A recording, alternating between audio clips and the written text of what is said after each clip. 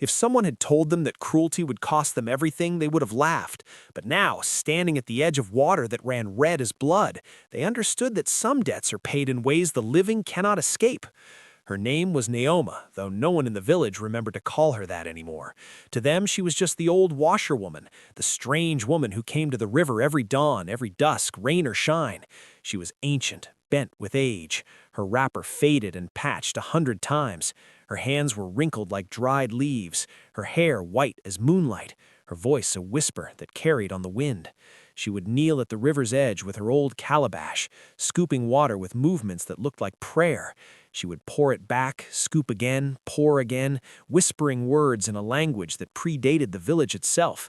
The children thought she was mad. The adults thought she was harmless.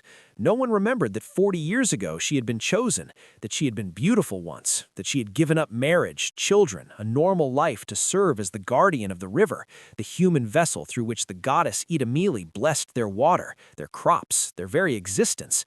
They had forgotten, and in forgetting, they had stopped seeing her as sacred and started seeing her as a joke. The mockery started small, a few teenagers giggling as she performed her daily rituals, comments about her ragged clothes, her bent back, her whispered prayers. "Look at this woman. She thinks she is a pastor?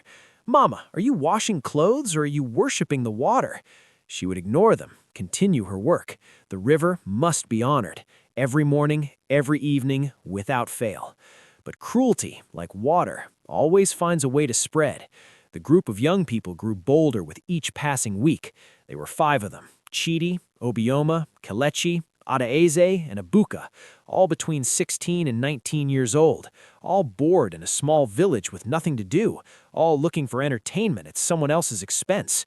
Chidi was the ringleader, tall, handsome, arrogant, the kind of boy who'd always gotten away with everything because his father was the village chairman. "Watch this," he said one afternoon, picking up a stone. He threw it near Naoma's feet, making her startle and nearly drop her calabash. The others laughed. It was just a game, they told themselves, just harmless fun. The next day, they did it again. This time, Obioma kicked over Naoma's bucket of washing water. The old woman said nothing, just bent down slowly, her ancient bones creaking, and began to refill it. "Sorry, Mama," Obioma called out, not sounding sorry at all. "My leg just slipped."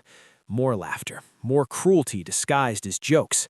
They started coming every day, making it a routine, a form of entertainment. They would splash water on her, mimic her whispered prayers in mocking tones, call her river witch and Mama Mad and crazy grandmother. "Why are you wasting your time here every day?" Kelechi asked once. "Water is just water. You think it hears you?" Nneoma looked up at them with eyes that held depths they couldn't understand. "The river hears everything," she said quietly. "The river sees everything, and the river remembers." They burst into laughter. "The river remembers! You hear this woman? Mama has finally reached the last stage of craziness," Abuka shouted, and they all dissolved into giggles. An elder named Ichi Okonkwo has seen them once and pulled Chidi aside. "Leave that woman alone," he warned. "You don't know what you're playing with." "It's just an old woman, sir. We're not hurting her. That woman is not just anything. She is the guardian of—" But Chidi had walked away, rolling his eyes. Old man with old stories. This was modern times. There were no river goddesses. There was no magic, just water and a crazy old woman who needed to be entertained.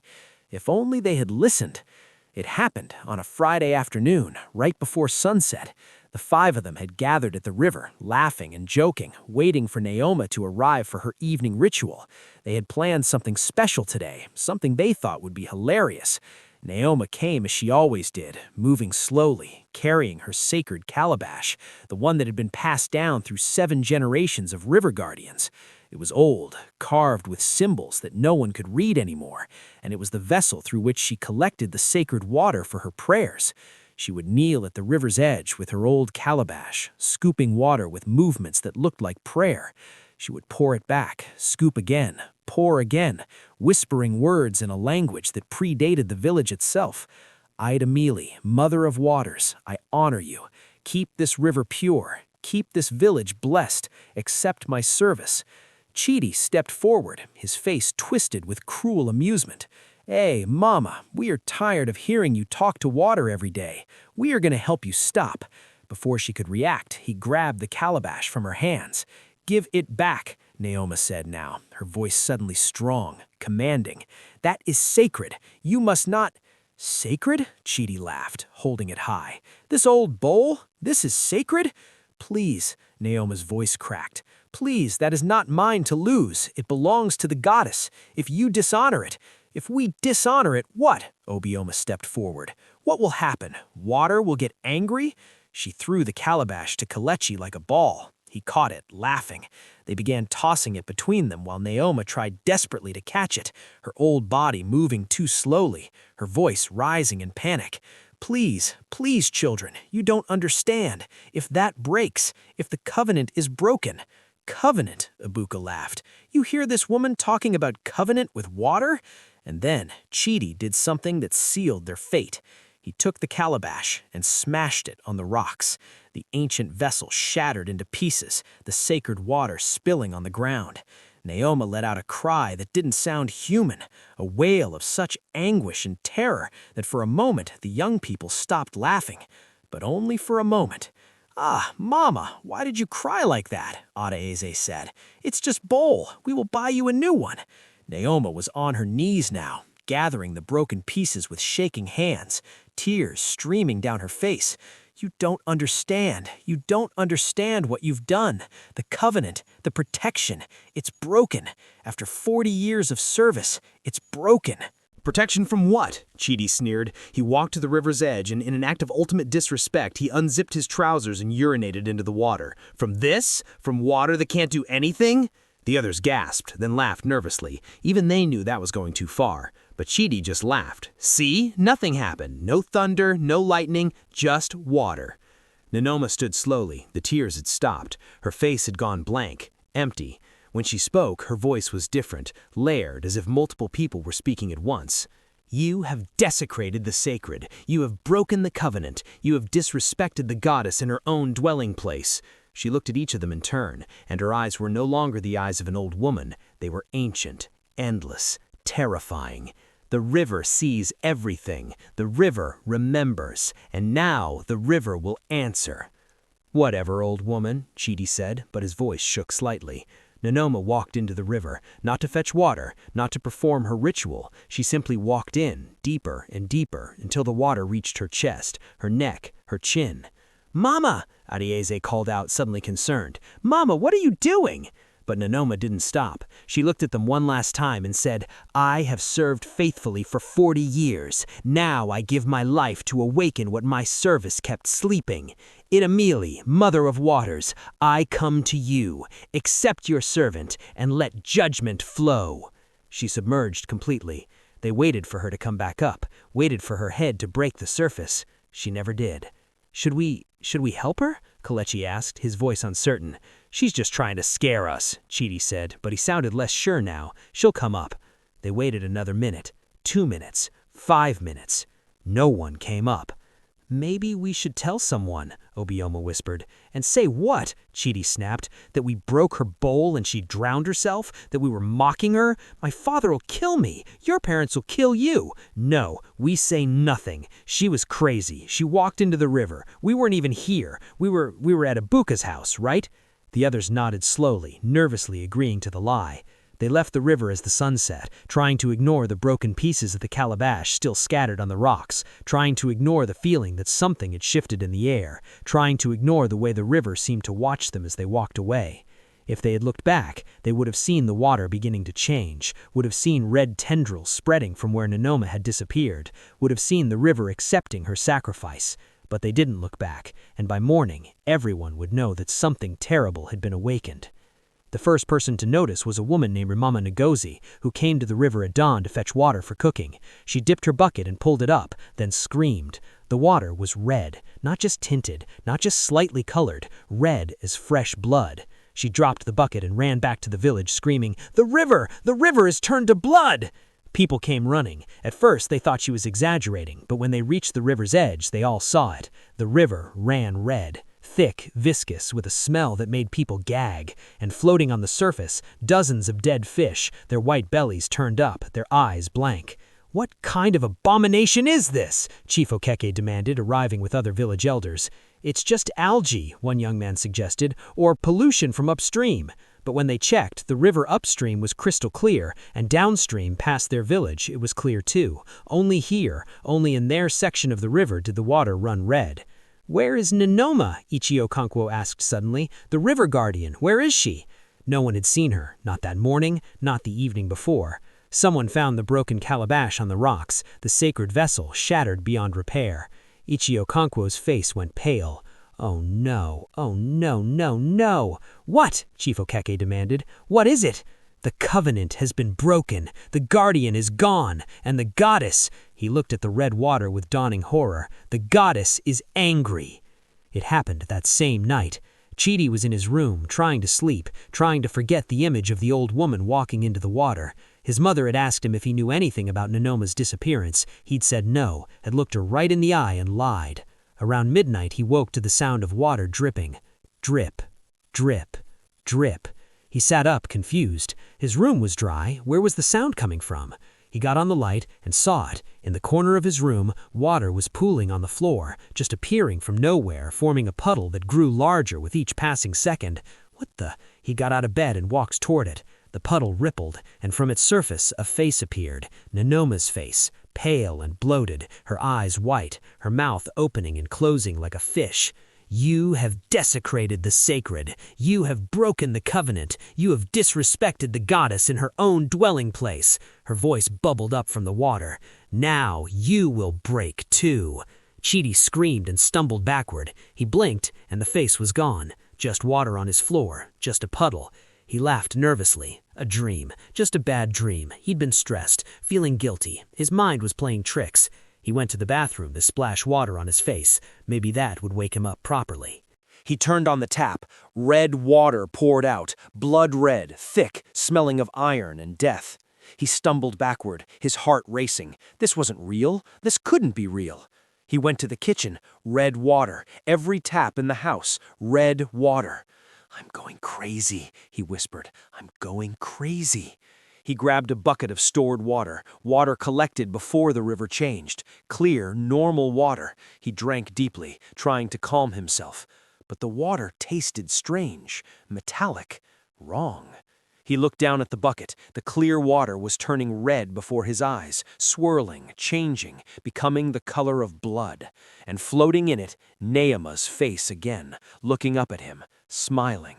Chidi dropped the bucket and ran to his parents' room. "Mama, Papa, something is wrong. The water, the woman, I can't—" His mother sat up alarmed. "Chidi, what is it? What's wrong?" He tried to explain, but the words wouldn't come because his throat was filling with water, pouring up from inside him, flooding his mouth. He couldn't breathe, couldn't speak.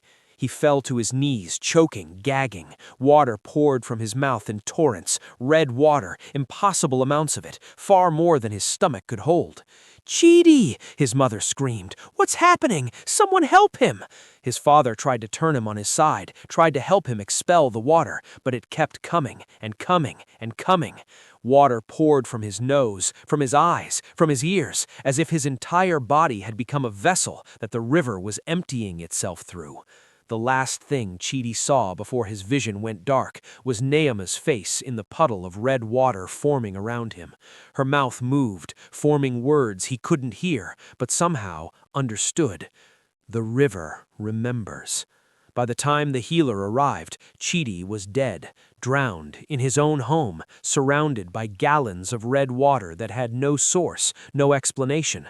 The water that had killed him evaporated within an hour, leaving only a red stain on the floor that no amount of scrubbing could remove. The village went quiet with fear, because everyone knew this was just the beginning. Over the next 3 days, 2 more died. Obioma was found in her compound well. She'd gone to fetch water in the morning. Her mother found her hours later, floating face down, drowned in water that was only waist deep. The water in the well had turned completely red. Kelechi tried to run away, tried to leave the village entirely. He made it 5 miles before his motorcycle crashed into a stream, a small stream, barely a foot deep. He drowned in 12 inches of water while unconscious, his lungs filled with red liquid that burned like fire. Adeze and Ibuka were still alive, but they were slowly going mad. They saw Nneoma everywhere, in every reflection, in every puddle, in the tears that fell from their eyes when they cried, and they cried often now. She didn't speak to them, she just watched, waited, smiled. The village was in panic. People stopped going to the river entirely. They collected rainwater, traveled to other villages for water, did anything to avoid the cursed water that ran red through their land. The crops began to die. Without water from the river, the farms dried up, animals grew sick, children developed rashes and fevers from drinking water brought from distant sources. The village was dying, and everyone knew why. Chief Okeke called an emergency meeting in the village square. Everyone gathered, hundreds of people, all afraid, all desperate for answers. "We must find out what happened. The river has turned against us. 3 of our young people are dead. This is not natural. This is spiritual. Someone must know something. Someone must speak." Silence. Everyone looked at each other nervously. Then Ichi Okonkwo stood up, his ancient frame trembling with rage and sorrow. "I will tell you what happened," he said, his voice carrying across the silent crowd. "That woman, Nneoma, she was not just a washerwoman. She was the guardian of the river. For 40 years she served the goddess Idemili. Every morning, every evening, she performed the rituals that kept the water pure, that kept the goddess pleased, that kept this village blessed." Murmurs rippled through the crowd. "But we forgot," Ichi Okonkwo continued, tears in his eyes. "We forgot to honor her. We forgot to respect the covenant our ancestors made. We let her become invisible. We let her become a joke. And some among us," he looked directly at where Adeze and Ibuka sat, huddled together, shaking. "Some among us did worse than forget. They mocked, they tormented, they desecrated." All eyes turned to the 2 surviving young people. "Is this true?" Chief Okeke demanded. "Speak, is this true?" Adeze broke first. She stood up, her whole body shaking, tears pouring down her face. "Yes," she screamed. "Yes, it's true. We mocked her. We broke her kalaba. Chidi urinated in the river. And she walked into the water and she never came back up. And now she's everywhere. I see her in every reflection. I can't sleep. I can't eat. She's coming for us. She's coming and we can't stop her." The crowd erupted in angry shouts. "You killed her! You brought this curse on us! Our children are dying because of you!" "Silence," Chief Okeke roared. He looked at Adeze and Ibuka with disgust and pity. "You will tell us everything, every detail, what you did, what she said, everything." And so they did. Through tears and terror, they confessed it all. The weeks of mockery, the broken kalaba, the desecration, the drowning. When they finished, the village square was silent with horror. "We must make this right," Ichi Okonkwo said. "We must restore the covenant. We must honor the goddess, or we will all die." "But how?" someone asked. "The guardian is dead. The kalaba is broken. How do we restore what's been destroyed?" "There is a way," a small voice said. Everyone turned. It was a young girl named Chiamaka, maybe 10 years old. She stepped forward, her face serious beyond her years. "I will do it," she said. "I will become the new guardian." "Child, you don't know what you're saying," Chief Okeke said gently. "To be a guardian means giving up everything, your childhood, your future, your—" "I know," Chiamaka interrupted. "Mama Nneoma, she was kind to me. When other children were cruel, when adults ignored her, I would sit with her sometimes. She taught me the prayers. She told me the stories. She said someday, if anything happened to her, someone would need to continue the service." She looked at the red river in the distance. "I think she knew. I think she was preparing me." Ichi Okonkwo knelt before the girl, studying her face. "Are you sure, child? This is not a game. This is a sacred covenant. It will be your whole life." "I'm sure," Chiamaka said firmly. "Someone has to do it, and I think she's waiting for someone to say yes." They performed the ceremony that same night under the light of a full moon. Ichie Okonkwo, the only one who remembered the old ways, led Chiamaka to the river's edge. The water was still red, still reeking of death and divine anger. The village gathered behind them, watching in fearful silence. Adaeze and Ebuka were there too, forced to witness what their cruelty had cost. Ichie Okonkwo had brought a new calabash, not the sacred one, that could never be replaced, but an offering, a beginning. He gave it to Chiamaka and began to speak the old prayers, the words that bound a human to the goddess, that made a person into a vessel of divine service. Idemili, Mother of Waters, Keeper of Life, we come before you in humility and shame. We have failed you. We have forgotten our covenant. We have allowed your servant to be dishonored and destroyed. We beg your forgiveness. We offer you a new servant. This child, Chiamaka, daughter of the river, comes willingly to serve you all her days. Please, accept her. Accept us. Restore the waters. Let your anger be satisfied.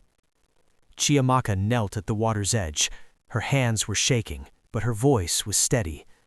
I, Chiamaka, offer myself to you, Idemili. I will serve you every morning, every evening, all my days. I will honor the covenant. I will protect your waters. Please, please accept me. She scooped water into the calabash, red water, thick as blood, and poured it back into the river. For a moment, nothing happened. Then the water where she'd poured it began to clear, just a small circle at first, the red fading to pink, then to clear, then to the beautiful blue-green it had been before the curse. The clear circle spread, slowly at first, then faster, pushing back the red like dawn pushing back night. The crowd gasped and murmured. The goddess was answering. The covenant was being restored. But then the water began to ripple, and from its depths a figure rose. Nneoma. She stood in the water exactly as she had been in life, but somehow more. Her eyes glowed with an otherworldly light. Her presence radiated power that made everyone step back in fear. She looked at Chiamaka and smiled, a genuine, warm smile. Well done, child. You have remembered when others forgot. You have honored what others desecrated. The goddess accepts you. Then she turned to look at Adaeze and Ebuka. Her smile faded. You, she said, and her voice echoed as if the river itself was speaking. You who mocked and tormented, you who destroyed what was sacred, what do you have to say? Adaeze fell to her knees, sobbing. I'm sorry. I'm so sorry. We were cruel and stupid and wrong. Please, please forgive us. Ebuka was shaking too hard to speak, just nodding desperately in agreement. Nneoma studied them for a long moment. The goddess demands payment for desecration, she said finally.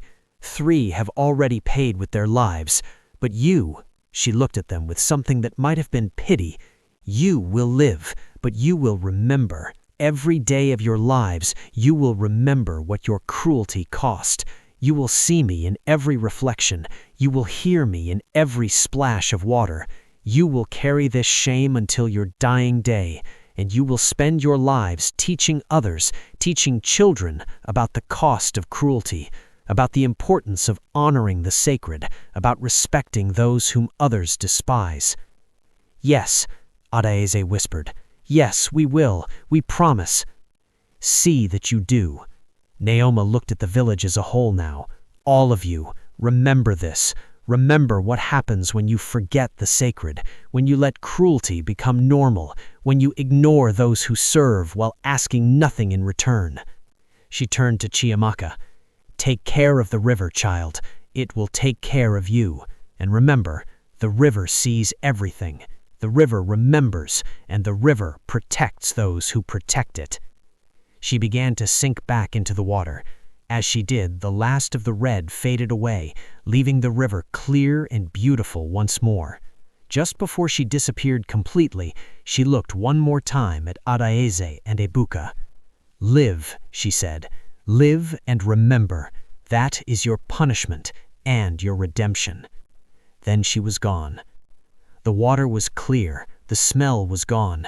Even the dead fish had vanished, replaced by living ones that jumped and played in the current. The covenant was restored. Chiamaka knelt at the river's edge, performing her morning ritual. She had been doing this every day now, every morning, every evening, without fail. The village had learned to honor her, to thank her, to remember what her service meant. She was no longer just Chiamaka. She was the guardian, the keeper of the covenant, the bridge between the human world and the divine. And she was content. Not far away, Adaeze and Ebuka were sitting with a group of children, teaching them. "Listen to me," Adaeze was saying, her voice serious. "I'm going to tell you a story about what happens when you're cruel, about what happens when you mock people who are different or poor or alone." The children listened, wide-eyed. Adaeze and Ebuka had kept their promise. They spent every day teaching, warning, making sure no other young people would make the mistakes they had made.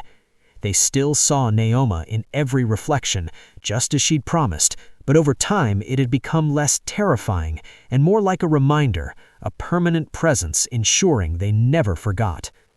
3 graves sat near the village square: Chidi, Obioma, and Kelechi, buried with shame, but also with forgiveness. Their families had suffered enough. The village had chosen to remember their deaths not with anger, but with caution, a warning to future generations about the cost of cruelty. The river ran clear and beautiful once more, blessing the village with its waters. The crops grew, the children played, life continued. But no one ever forgot what had happened. No one ever mocked the guardian again. And every child in the village learned from their earliest years the most important lesson: respect those who serve, honor the sacred, treat everyone with kindness, not because you fear punishment, but because cruelty has a cost that no one should ever have to pay. The river sees everything. The river remembers, and the river protects those who protect it.